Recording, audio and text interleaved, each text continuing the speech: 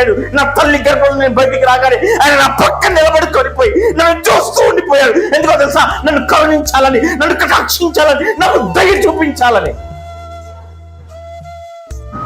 నువ్వు అనుకుంటా ఉన్నావు నేను ఏదిస్తే వస్తాడేమో అని అనుకుంటా ఉన్నావు. అమ్మా, నీ తల్లి గర్భంలో నిన్ను వచ్చిన మరుక్షణమే ఆయన నీ పక్కన నించొని ఉండిపోయాడు. ఆయన ఆ రోజు నువ్వు ఏడ్చింటావు కదా, నువ్వు పుట్టిన వెంటనే ఏడ్చింటావు కదా, ఆ ఏడుపు విని ఆయన నిలబడి కొడిపోయాడంట. ఎందుకో తెలుసా? నిన్ను విడిచిపెట్టలేకపోయాడు ఆయన. ఆ ఎడబాటు కూడా ఆయన సహించలేకపోయాడు, భరించలేకపోయాడు ఆ ఎడబాటు.